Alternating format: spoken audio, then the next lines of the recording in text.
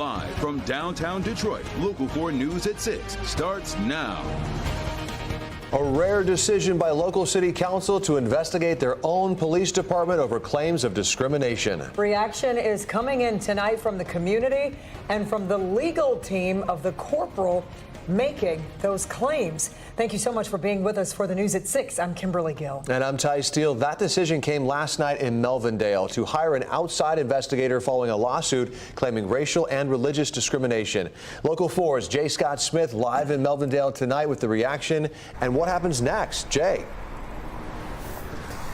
Yes, good evening, everybody. We're out here in front of the police headquarters in Melvindale, and this decision to bring in a private investigator comes at a time when tensions between the residents and city government are at a fever pitch. In what was an at times tense meeting, the Melvindale City Council voted on Wednesday night to hire a private investigator to look into several issues with the city's police department. The decision comes on the heels of a lawsuit filed 1 week ago by Police Corporal Hassan Hammoud.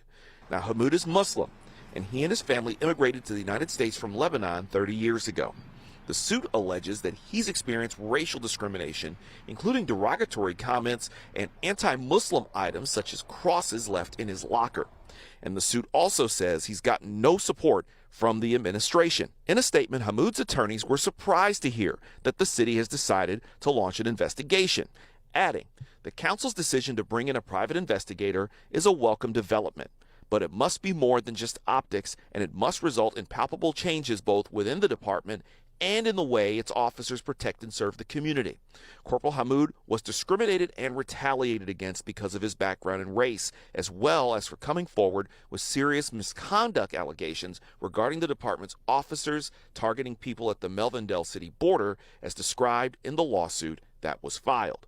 Now, prior to last night's meeting, rumors were also swirling that the police chief, Robert Kennelly, who has been Melvindale's police chief since last March and is currently battling cancer, would be fired during this meeting. Now, those rumors turned out to be unfounded, but it didn't stop members of the community from coming out and voicing their support. Shame on you guys if you tried to fire him. We stand with the police officers and we stand with our chief. We spoke with business owner Simon Sala, who supports the chief but acknowledged that there's a lot of noise happening in city government. So, as a citizen, we're all a little bit worried because this was a little bit frustrated to the entire community. Sala's lived in Melvindale for nearly 15 years and says that there's been a lot going on behind the scenes in city government, and that's added to the level of frustration that the residents feel. But overall, with the investigation, if there's a wrongdoing, we have no problem with it, but the community overall, I know they do stand with the chief. Now, there's one other thing to note from that meeting last night. At one point, it was mentioned that there were videos that council members had seen that they were going to send to the city attorney that had disturbing footage, but they didn't expand upon what that footage was. And we also reached out to both the mayor's office as well as to Chief Kennelly about the vote. We have yet to get a response.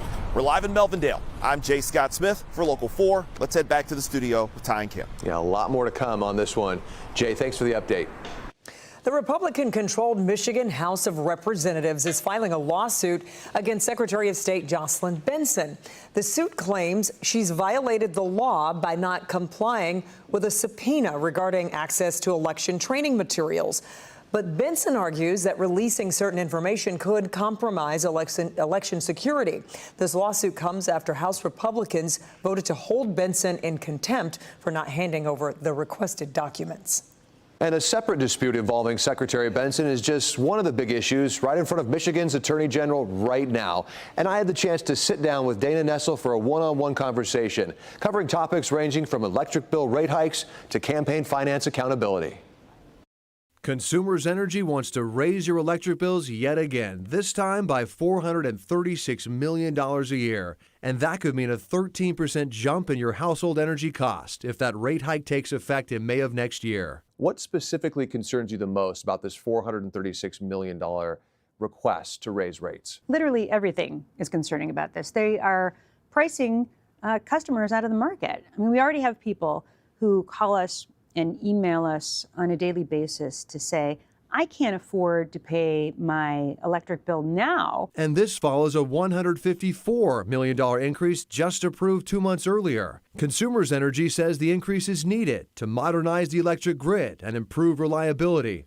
But Nessel isn't buying it. For Consumers Energy, they're amongst the 15th worst performing companies out of the utilities in the entirety of the nation. So what's happening? Well, they asked for these continued increases and rate hikes. Their service isn't getting any better, but you know it is their corporate profits. What can you realistically do to stop this latest request to raise rates again?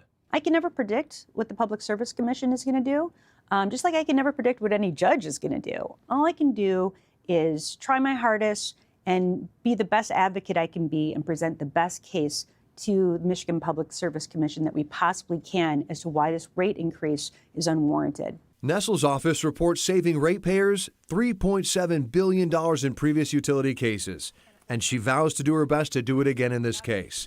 Meantime, the Attorney General is taking some heat from Republican lawmakers after Secretary of State Jocelyn Benson violated a state campaign finance law by holding a gubernatorial campaign press conference inside a government building, a location prohibited for political events. Benson responding to the violation by stating that she moved her campaign press conference indoors due to cold weather, believing it was permissible. But Nessel says her team doesn't have the authority to impose any penalties in this specific scenario. In this case, why was she not penalized? What we found is that while the law allows us to make a determination as to whether there's a violation or not, the law does not permit us to do what the Secretary of State would do in this instance, which is maybe to issue a warning or to negotiate a fine or just to negotiate a resolution to the case. What do you say to critics like Eric Nesbitt that say this creates a double standard? And how do you respond to criticism that a fellow Democrat is being, quote unquote, let off the hook? What do you say to that kind of criticism?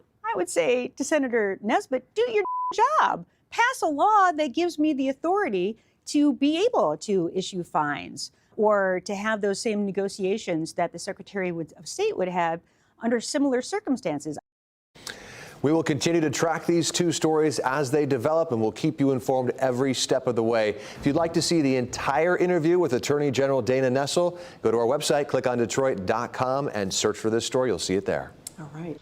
Well, things have started to return back to normal at Detroit Metro Airport following a bomb threat that forced everyone on board a Spirit Airlines flight to deplane. Flight 2145 was scheduled to head to LAX this morning before that threat came in and the plane was forced to taxi to a remote location. Several law enforcement agencies, including TSA, responded to evacuate and inspect the plane. Passengers were shuttled back to Evans Terminal and rescreened. Spirit Airlines says it's been working with those travelers to get them to their destinations. The Great Lakes Water Authority and DTE are together putting out a warning due to a power issue at the water resource facility. They say you may want to remove your valuables from your basement. Officials are asking residents to remain vigilant here and, out of an abundance of caution, they say, to remove stuff of value from their basements. It's also helpful if residents don't run their washing machines and dishwashers during heavy rain events, according to DTE and GLEWA. Well, today, Help Me Hank is working to find out why these equipment problems just keep on happening. More frequent storms are happening, more rain bursts. You can't blame this on rain. You cannot blame this on rain. Rain happens. That's just the fact of life. We can't, I'm sorry, but we can't. I hear what you're saying. Yeah. We can't blame it on rain anymore. You've got people who are struggling, who's over and over are being told to remove things from their home. It's not because of rain. It's because the system is not able to keep up with it. So let me make this statement. You say we can't blame rain. Mother Nature can always throw us a bigger storm. We put these pipes in the ground. They're only so big. GLEWA says large investments are being made to improve the system. Meanwhile, DTE says it's repairing the equipment that provides backup power in the event of any interruption. Right now, due to smoke from Canadian wildfires, what a pest right now. Metro Detroit's air quality ranks among the worst in the world currently, and sensitive groups are advised to limit their time outdoors. So Planet Fitness is inviting people to stop by and work out indoors at any of their Michigan locations for free without having to join. That offer is open through this coming Sunday. Really cool. All right. Well, Ron is here with more on the conditions outside. Ron, when is this going to get better? Thankfully, we'll see some relief tonight. Kimberly and Ty, but the advisory that we have because of this poor air quality will go until noon tomorrow. Right now, one of the other things that we have out of the sky is some rain showers. The ZachTrack 4D is showing that scattered showers are moving toward the northeast. As we take a live look at what is happening right now here in Metro Detroit, you'll see that those rain showers are primarily over toward the east side of town as you go over toward Port Huron, as well as the west side of town as you go along US 23. A couple of these showers popping up around Pittsville Township. Chelsea's getting a couple of showers, Ann Arbor, and then we'll have those moving into Canton and Westland as well. A look into Ann Arbor, it is gloomy out there. We have the smoke impacting us all here in southeast Michigan. A look from downtown Detroit towards southwest Detroit. That smoke is problematic. It is at unhealthy levels for all of us here in southeast Michigan. Now the temps ranging from the mid 60s to about 70 degrees. We will be comfortable with these conditions, but that air quality, well, it's going to prompt people to need to use purifiers. People are going to need to stay indoors and really just reduce the amount of time that you are exposed to these pollutants in the air. So we're going to have more of this coming up in just a few minutes.